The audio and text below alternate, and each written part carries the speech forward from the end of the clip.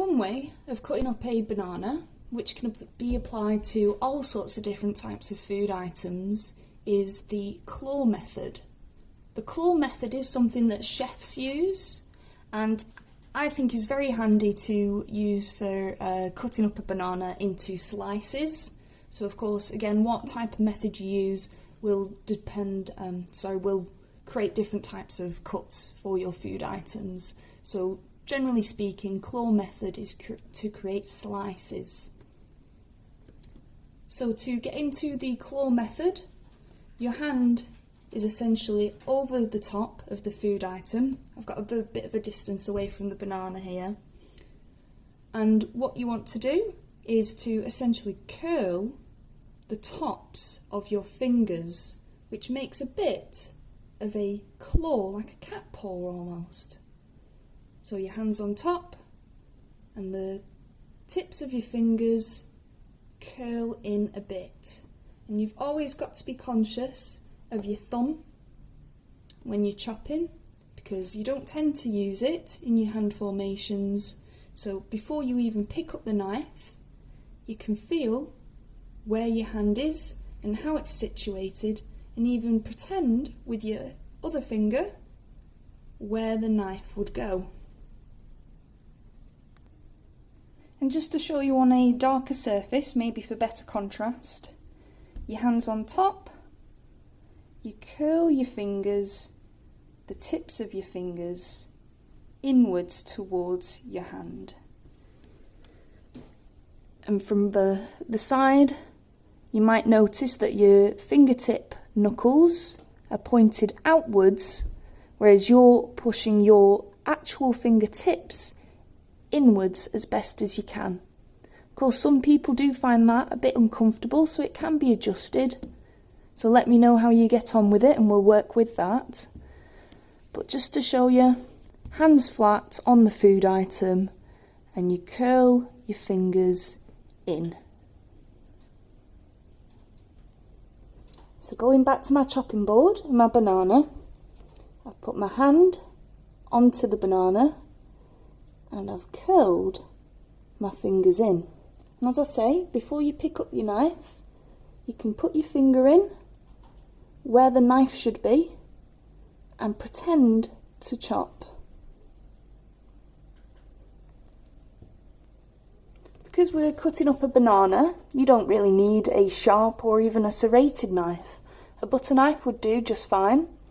My knives are this sort of oil spilly colour just because I like it, but you can get your knives in all sorts of colours, black, white, funky colours like mine, and if that makes some difference in being able to see it better than say a standard silver knife, then that's up to you. And now I'm going to cut the banana finally. I put my hand on top, curl my fingers, check with my free hand where the knive's going to go and where my fingers are placed. Make sure my pinky and my thumb are not sprawled to where the knife is going to go. So the knife you can take to the end of your food item, work upwards towards where your hand is, and it totally depends on how big of a slice you want to cut.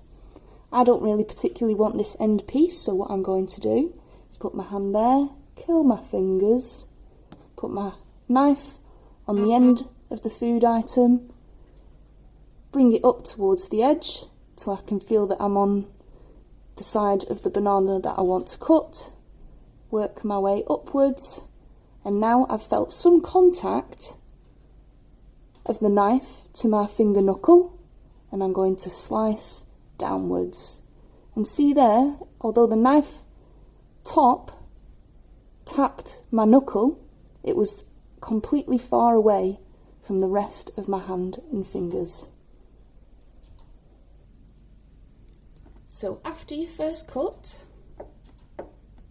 all you need to do with your hand position, as I say when working with a banana, or this applies to say a carrot very easily, your thumb and little finger can move downwards and your hand so your other 3 fingers can follow suit, and your wrist also moves away too.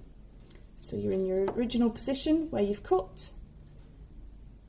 You move your pinky and thumb back a bit, pull your hand downwards, readjust, again, pop your knife down, double check with your free hand, get your hand nice and firmly. Again, your butter knife at the end of the food item, pull upwards till you find the corner, go backwards till you find your finger knuckle and chop down. So again, I move my thumb and little finger backwards a bit, bring my 3 fingers closer, my knife's still there at the edge of my food item, I pull upwards to find the corner. Now I'm at the top of the banana, I come towards my finger knuckles and go downwards. And from here, you can kind of get a gist of how thick of slices you're doing. So the more confident you get with doing the bridge method, you can start to alter how close your knuckles are from that edge. So let's say I want some thinner slices. So I've pulled my fingers a bit closer, my knife's at the end, pull upwards, find the corner, come to the top, find my knuckles, push downwards, and here I'm just flicking the banana off my knife on the chopping board. Knife comes back to position, thumb and pinky go down, I move my fingers to follow, my wrist goes down, but this time just judging with my free hand how thick that slice is. So it's a bit closer my hand this time than before. Same again, bring my knife, find the corner until I get to my knuckles, chop downwards. Now we've got a slightly thinner slice. So move my fingers down again and chop down. Thumb and pinky go down, fingers follow, whole hand moves, knife goes up, finds your knuckles and chops down. So give this a practice in your own time. I do think that bananas and using a butter knife is a good way to start and practice this method, just because with a really soft food item, an extremely blunt knife, you are at your safest. I'll continue to describe chopping the rest of this banana if it helps, and then we'll move on to other videos and other chopping techniques. But as I say, please do try it at home, see how you get on. Maybe ask your sister to record a video of yourself chopping up a banana in this way. See if you can get some close shots nearby your hand formation if you want me to, give you some tips. We could even do that over Zoom if, of course, you were both available during our meeting times. So let's get cracking. Banana. My hand is flat on the top. I curl my fingers in and get orientated so they are parallel to the banana. To keep my hand secure, I've got my thumb and my little finger resting on the chopping board. I take my butter knife at the base of the banana, again straight up to that vertical cut of the banana. I bring my knife up to the corner. You can really feel that little movement up to the corner. Make sure your fingers are really curled in as best you can. The knife will go down the banana, will tap your knuckle and you push downwards. To cut your next slice, bring your hand back towards yourself. So what I tend to do is move my thumb and pinky, then my 3 fingers, feel with my free finger how big of a slice that is, pull my hand up to the corner, at the top of the banana, touch my knuckles and down.